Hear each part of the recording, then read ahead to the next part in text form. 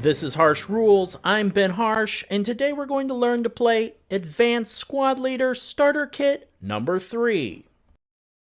Advanced Squad Leader Starter Kit number 3 was designed by Ken Dunn and released in 2005 by Multi-Man Publishing.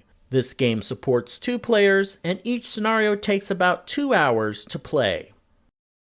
Before we begin this episode, I'd like to recognize the Harsh Rules Patreon supporters that help make content like this possible. If you'd like to support the channel, head over to patreon.com/harshrules to learn more. And once again, thank you for your support.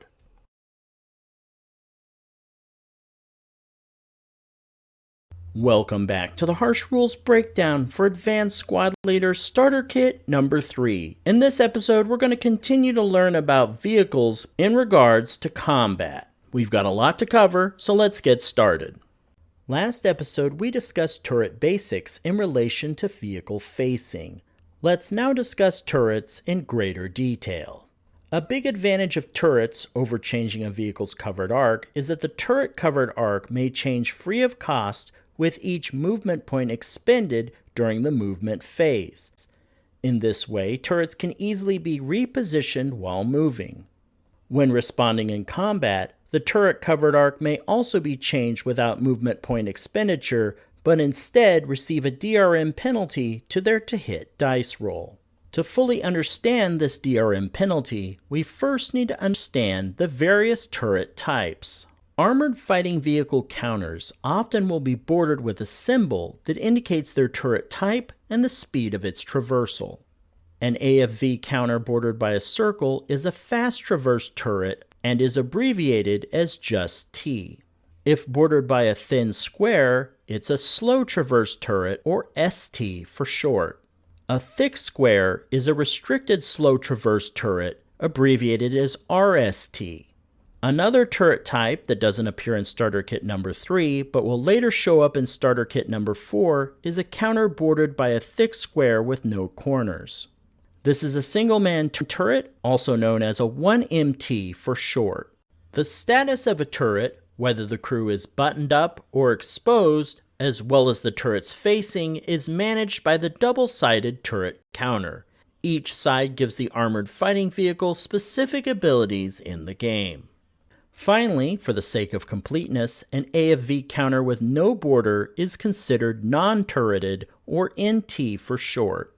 Non-turreted vehicles are classified as a slow traverse armored fighting vehicle for to-hit die roll modifier purposes, though. Also be aware, non-turreted vehicles cannot fire their main armament or coaxial machine gun while the crew is exposed. There is a special non-turreted crew exposed counter to keep track of this. Now, a turret's traversal speed impacts its ability in the to-hit process with DRMs covered under Case 8 on the to-hit dice roll modifiers table. Keep in mind, the following DRMs are doubled if the firer is in a woods or building hex. To be clear, these DRMs apply if a turret needs to traverse to fire on a target, and the DRM incurred is based on the number of hex spines the turret must traverse to bring a target within its covered arc. NT, or non-turreted vehicle's main armament, is bow-mounted and must basically change their vehicle's covered arc and incur a +3 DRM for the first hex spine and a +1 DRM for each additional hex spine after that. ST, or slow traverse turrets, incur a +2 DRM for the first hex spine and a +1 DRM for each additional hex spine after that. Please note that this listing also includes RST, or restricted slow traverse turrets, and 1MT for single-man turrets as well. Finally, a 360-degree mount, which is for ordnance, or T for fast traverse turrets, incur a +1 for each hex spine change. Now that we've covered turret types and how they function in combat, let's move on to an AFV's armament.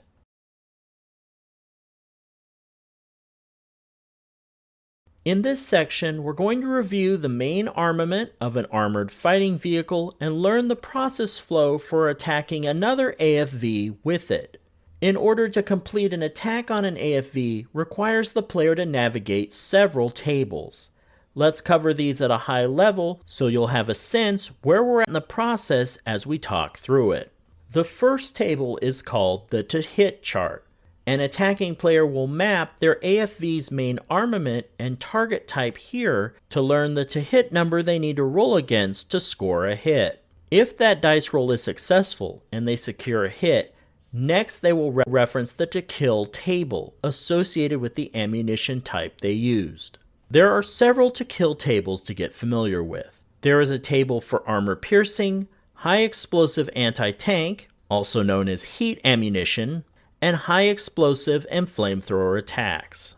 The purpose here is to identify a to-kill number that players will subtract the target's armor factor from and then roll against to determine if they received a kill. Then, that final effect dice result is evaluated for an outcome on the AFV destruction table. This will tell you whether the AFV is eliminated or immobilized, or if the crew is shocked or stunned.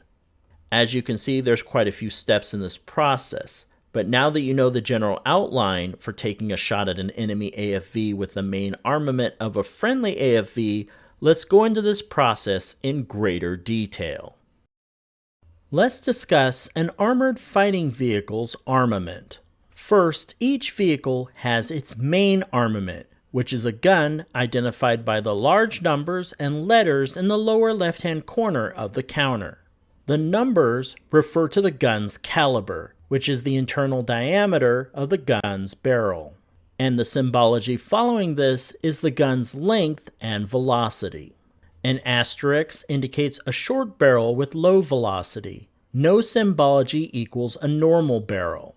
An L equals a long barrel with high velocity, and a double L is very long barrel with very high velocity. Basically, the longer the barrel, the more force expanding gas can impart on the shell, and thus achieve a higher velocity. When attempting to hit a target, this main armament is mapped to the to-hit chart. This revised version of the to-hit chart, included with Starter Kit number 3, covers all 3 target types: infantry target type, area target type, and vehicle target type. When one AFV attacks another AFV with its main armament, you use the vehicle target type, which is what we will be reviewing first in this section. Finally, it's important to note that the dice result that determines if a player scores a hit is also evaluated to indicate whether the shot hit the AFV in the turret or the hull. If the white die result is greater than the red die result, then the turret is hit.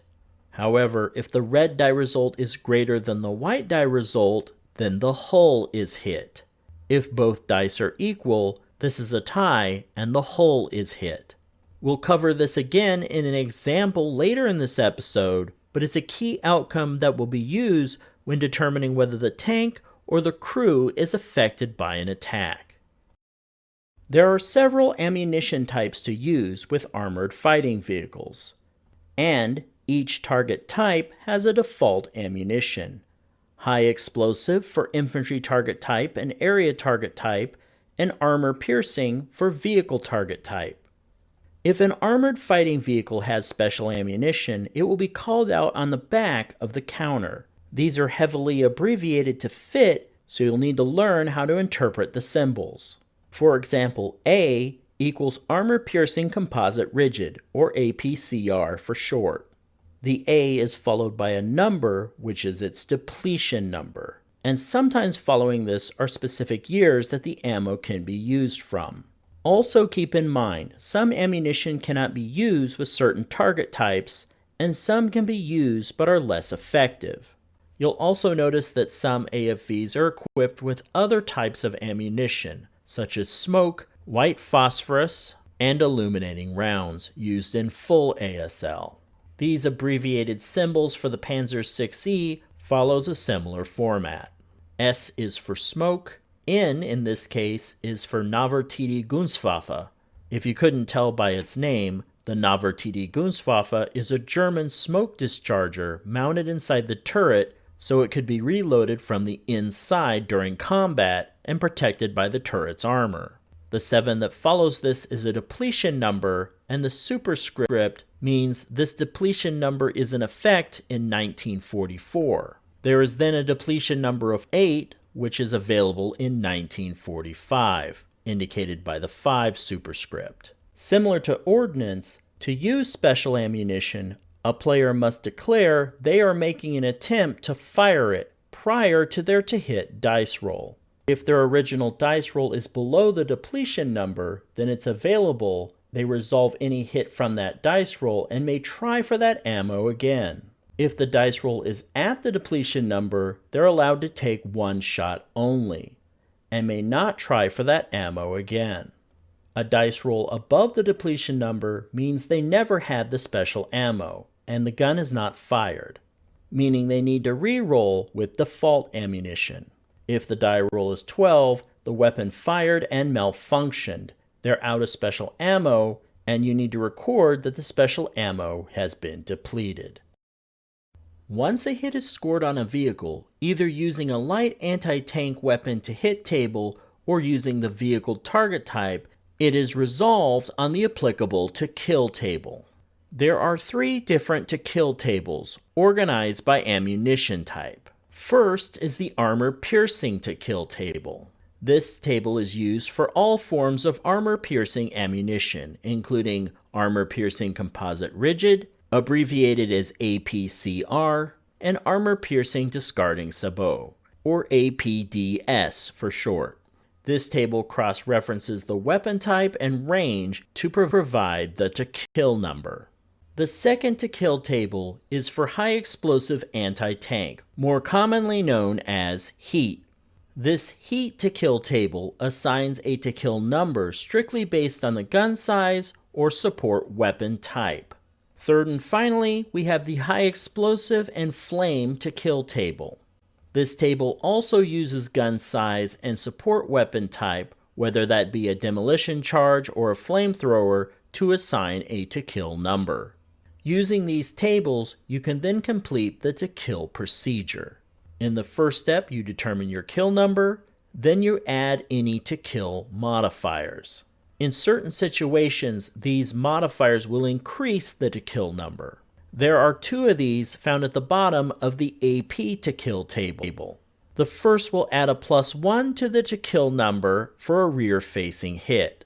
If a critical hit is scored, it will multiply the to kill number by 2, but this is not applicable for machine guns.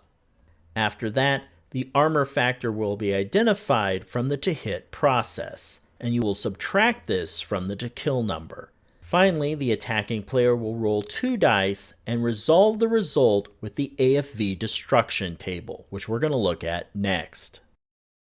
The first column of the AFV destruction table compares the final effects dice roll versus the final to kill number. There are also outcomes for infantry fire table results for infantry attacks on vehicles, but we will focus on how those work in a future episode of this series. For now, let's concentrate on vehicle versus vehicle combat. This would also cover gun versus vehicle combat as well. Now, the remaining columns in this table specify which of the previous tables was used to generate the final to kill number. There is direct fire, area target type, demolition charge, flamethrower, machine gun, and close combat. We will cover direct fire in this episode.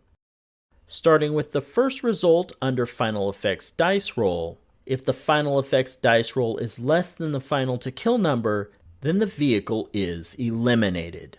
This is regardless of a hit to the turret or a hit to the hull. Next, if the final effects dice roll equals the final to kill number, then if the hit was scored on the AFV's hull, then the AFV is immobilized. If the hit was scored on the AFV's turret, then the crew is shocked. The row following that is for high explosives. If the final effects dice roll is 1 greater than the final to kill number and the AFV's hull was hit, then the AFV is immobilized. If the turret was hit, then the crew is shocked. Finally, with non-high explosive ammunition, which also includes heat ammo, if the final effects dice roll is 1 greater than the final to kill number, then there is a possibility that the AFV crew is shocked. Basically, the AFV crew must pass a normal morale check to see if they are shocked or not. Now, while we're here at the AFV destruction table, let's also discuss some of the outcomes that will require markers.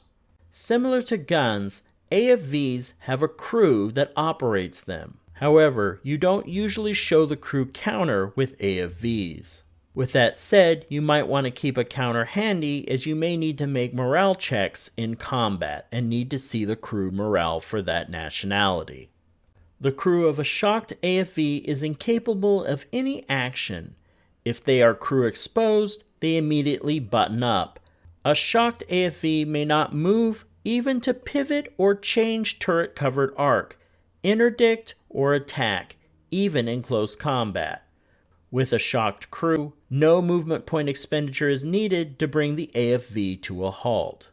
Now, to remove a shock marker, at the end of the next rally phase, the AFV must make a single die roll for recuperation. On a die result of 1 to 2, the crew is okay, and the shock counter is removed. On a die result of 3 to 6, the shock counter is flipped over to its unconfirmed kill, or UK, side.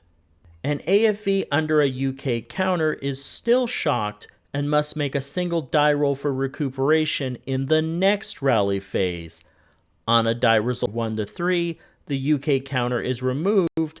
On a 4 to 6, the AFV is flipped over to its wreck side. Next, let's talk about the two different stun counters. The first stun counter, the word stun is in all lowercase, and the second stun counter, stun is in all caps. If an AFV has their crew exposed and fails a morale check, other than for possible shock, or if a machine gun final to kill dice roll equals the final to kill number, the crew is stunned, and the AFV is marked with a stun counter, the one where stun is in all lowercase letters. A stunned AFV immediately becomes buttoned up, and may not regain crew exposed status until able to do so in a subsequent player turn. A stunned AFV may not fire even in close combat, move, including covered arc changes, or expend movement points for any reason during the remainder of the player turn, and immediately stops, although no stop movement points are spent if moving or in motion. At the end of the player turn in which the stun was placed, flip the stun counter to its +1 side. This indicates the AFV is no longer stunned, but must add a +1 to any to hit, machine gun, infantry fire equivalency, close combat, or morale check dice roll. The +1 counter remains with the AFV for the rest of the scenario. An AFV that suffers a second stun result is recalled. A single-man turret AFV that has been stunned is automatically recalled and may not become crew exposed for the remainder of its time on board. Recall also occurs when a crew exposed AFV suffers a K or a KIA result on the infantry fire table or rolls an original 12 on a morale check, other than for possible shock. Place a stun counter where the word stun is in all caps on the AFV which is recalled. This is treated the same as a lowercase stun counter, except that at the end of the player turn, the all caps stun counter is flipped over to its recall +1 side, and that AFV must attempt to exit the playing area along a friendly board edge. The edge either which the player entered on or was allowed to set up in front of with no enemy units between. The AFV exit the board edge by way of the shortest route in movement points using motion status as fast as possible. If an AFV's main armament suffers permanent breakdown, the AFV is recalled but not stunned. Also note that victory points are not awarded for recall. Next, let's take what we've learned here and work our way through an example from the rulebook.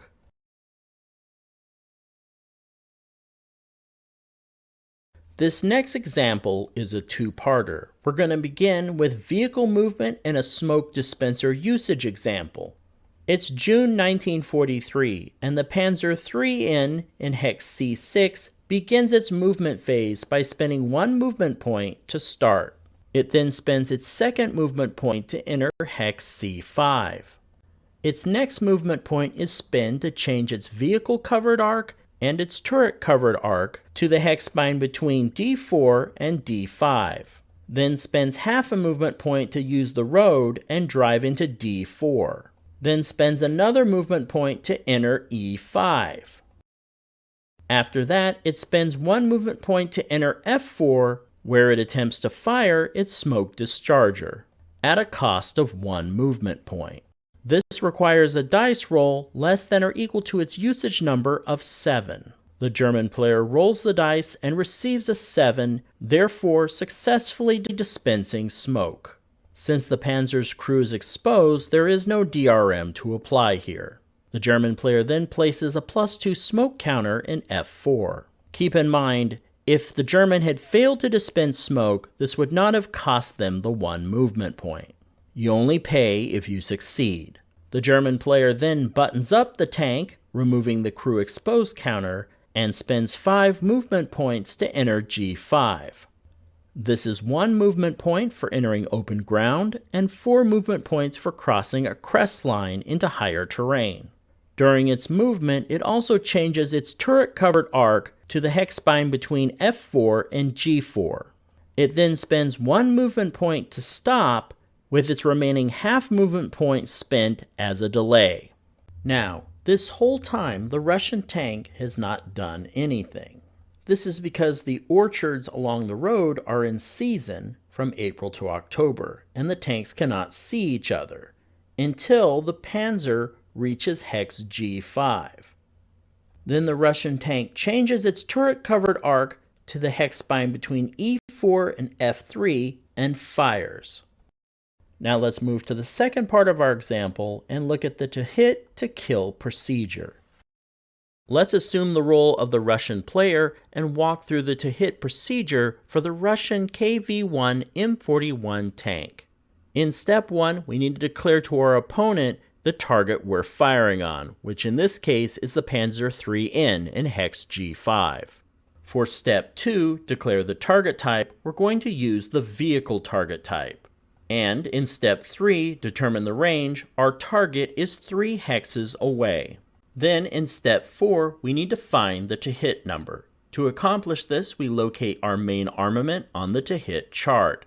The nationality is Russian, and the gun type is 76L.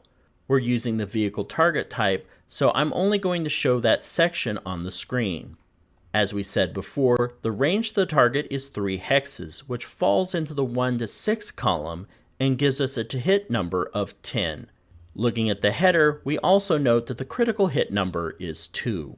Next, in step 5, we look for any fire-based to-hit dice roll modifiers. There are 2 cases relevant to this example. The first is case 8 for the Russian turret covered arc change. The Russian tank counter has a thick square bordering it, which means a restricted slow traverse turret. Per the rules, we use the ST row in case 8 since it falls under slow traverse.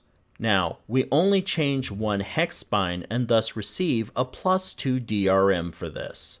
Next, the Russian tank is buttoned up, so we trigger case 13 and receive a +1 DRM. Therefore, our total DRMs for this section are +3.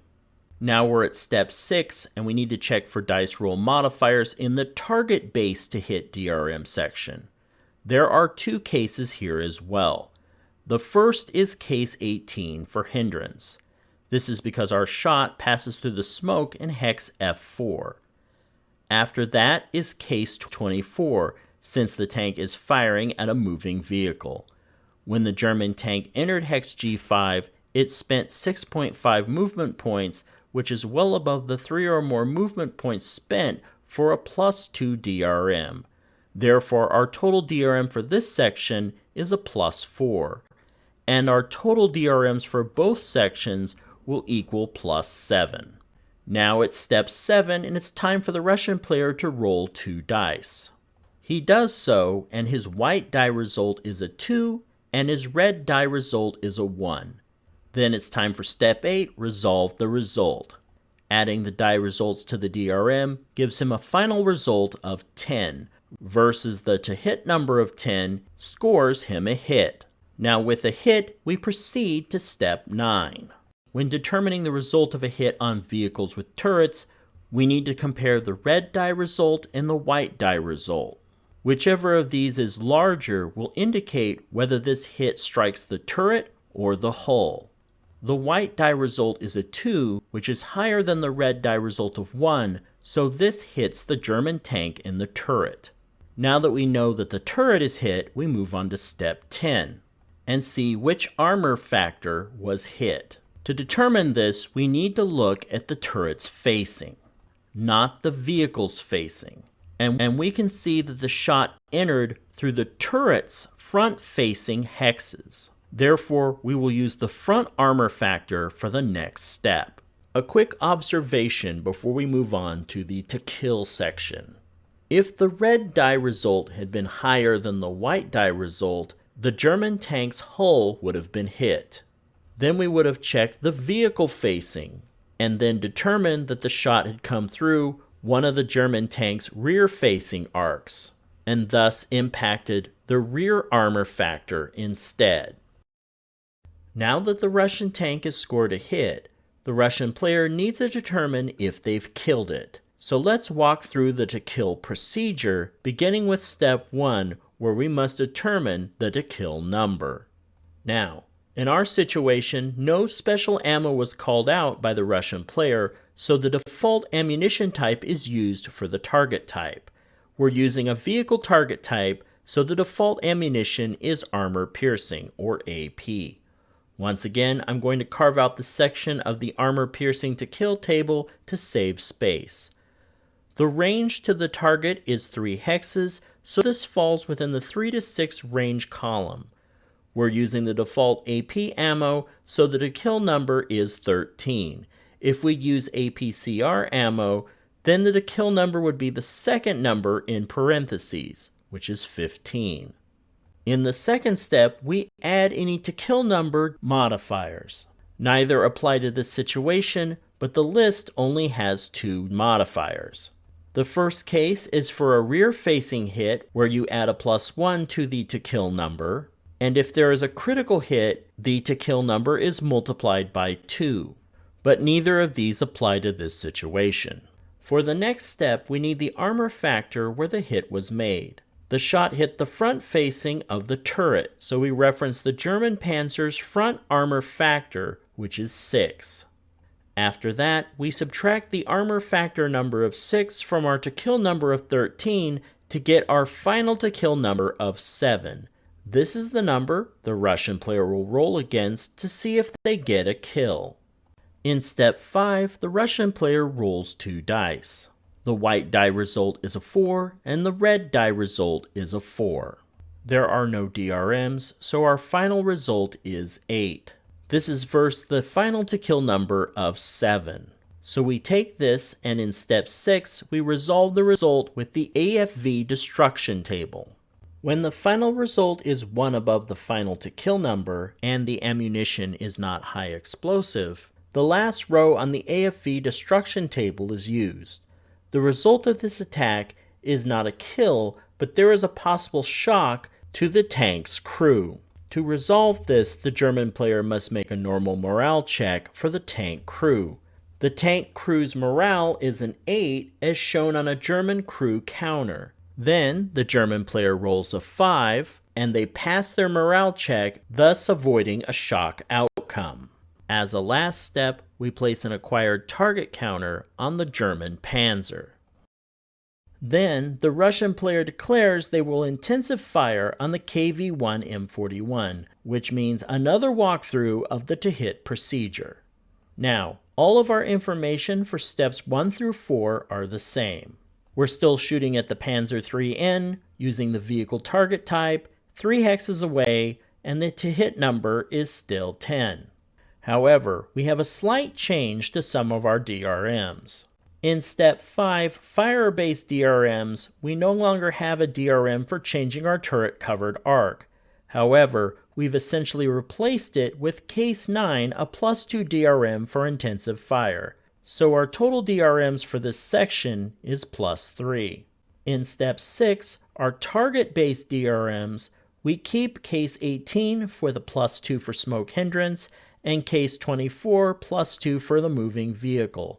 However, we also now have Case 20 since the German tank is an acquired target from firing on it last time. This gives us a -1, so the total DRMs for this section are also +3. Then in Step 7, the Russian player rolls the dice. The white die result is a 2, and the red die result is a 2. In Step 8, resolve the result. Our dice result of 4 plus our DRM of 6 equals 10 versus the to hit number of 10 equals a hit. Now that we have a hit, in Step 9, we determine the hit location. The white die result is 2, and the red die result is 2. When it is tied, it is the red result for a whole hit. Then in Step 10, for the armor factor that is hit, it is the hull's rear armor factor, since the shot came through the vehicle-covered arc's rear 2 hexes. Now let's see if we have a kill here. Well, we're back already to the to kill procedure, so let's run through this again. For Step 1, our to kill number is still 13. For Step 2, though, there is a to kill modifier. We add a +1 to the to kill number for a rear-facing hit. So our to kill number will increase to 14. Then in Step 3, we determine our armor factor to subtract. This time, it's the rear armor factor of 3. Therefore, in Step 4, we subtract the armor factor and add the +1 DRM, and our final to kill number is 11. Then in Step 5, the Russian player rolls 2 dice. The white die result is 5, and the red die result is 6, for a total of 11. In Step 6, resolve the result. We have a final result of 11 versus a final to kill number of 11. On the AFV destruction table, when the final result equals the to kill number, the tank is immobilized and the crew is shocked. And with intensive fire completed for this example, this is a good place to stop for this episode. In the next episode of this series, we will continue to learn the capabilities of armored fighting vehicles. So, make sure you're subscribed to the channel and click the bell icon for notifications so you'll be informed when the next episode becomes available. If you found this video helpful, please give me a like and share with your friends. To be the first notified when the next episode of Harsh Rules becomes available, please hit the bell icon for notifications. And as always, this has been Harsh for Harsh Rules. Thank you so much for watching, and I'll see you on the next video.